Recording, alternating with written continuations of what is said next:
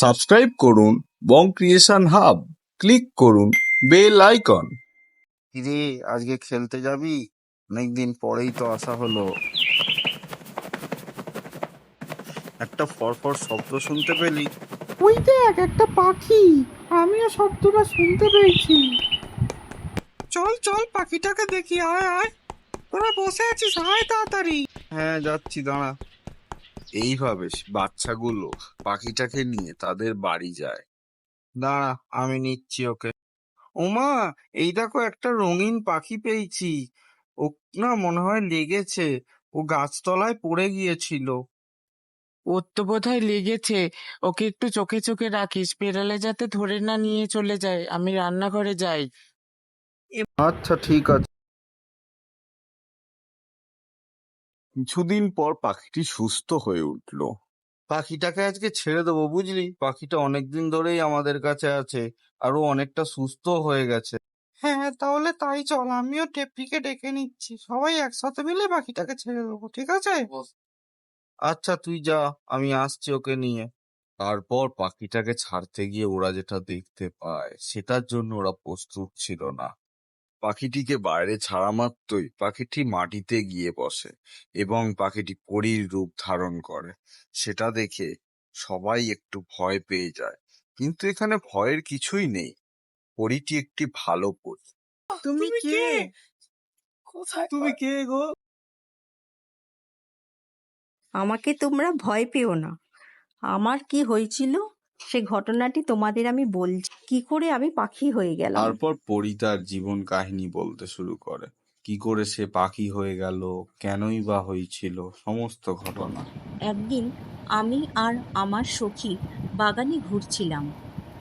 আমার সখী বলে, আমার একটা চেনা জায়গা আছে, ওখানে যাবি?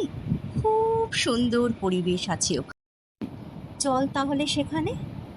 এবার দুই সখী রওনা দেয় সেই মনোরম পরিবেশের উদ্দেশ্যে। একটি জঙ্গল পার করার পর তারা সেই মনোরম পরিবেশে পৌঁছায়। পরিবেশটি খুব সুন্দর, গাছপালা, একটি জলাশয়, সুন্দর আকাশ চারিদিকে। এমন সময় তার সখী বলে, তুই এখানে বস, আমি আসছি।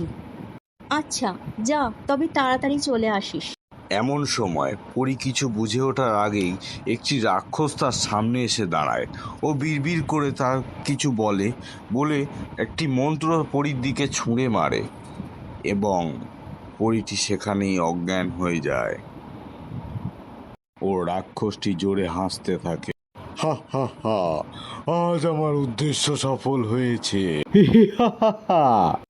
এবং পরীটি অজ্ঞান থাকায় রাক্ষসটি তাকে নিয়ে একটি গুহার ভিতর চলে যায়। কে তুমি? আমায় ধরে নিয়ে এসেছো, আমায় ছেড়ে দাও, আমায় ছেড়ে দাও। সময় রাক্ষসটি একটি যুবকে পরিণত হয়। ও বলে, আমি তোমায় বিয়ে করব। আমি কোনো বহুরূপীকে বিয়ে করব না। তোর এত বড় সাহস! আমি তোকে অভিশাপ দিচ্ছি, তুই পাখি হয়ে যাবি। তবে তোকে যদি কোনো মানব স্পর্শ করে, কিন্তু সে যদি তোকে খাঁচাবন্দি না করে, তবেই তুই মুক্তি হতে পারবি, নচেৎ তুই পাখি হয়েই থাকবি সারা জীবন। বুঝলে বন্ধুরা, আমি এইভাবেই পরি থেকে পাখি হয়ে যাই। বন্ধুরা, তবে আমি আজ বিদায় নিই। তোমাদের যখনই কিছু দরকার পড়বে মনে মনে আমাকে ডাকবে, আমি চলে আসবো। Tata tata. কিছুদিন যাওয়ার পর তারা ঠিক করে জঙ্গলে খেলতে যাবে। চল আজ জঙ্গলে খেলতে যাব। কিন্তু আমার মা ওখানে যেতে বারণ করেছে। আরে কিছু হবে না, চল তো। কিন্তু আরে কোনো কিন্তু না, চল। আচ্ছা চল তাহলে। এখন তারা জঙ্গলের পথে রওনা দেয়। কিছু দূর যাওয়ার পর প্রবেশ করে জঙ্গলে।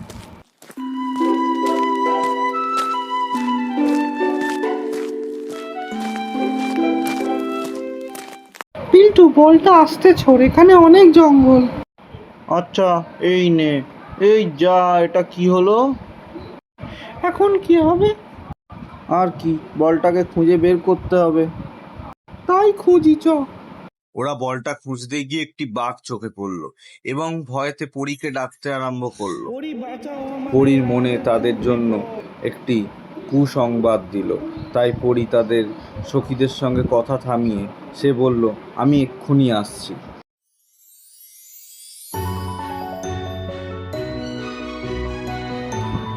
কি হলো, আমার মনটা এরম করছে কেন?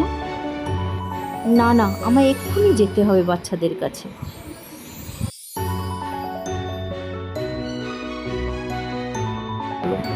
এই তো প্রায় চলেই এসেছি আমি।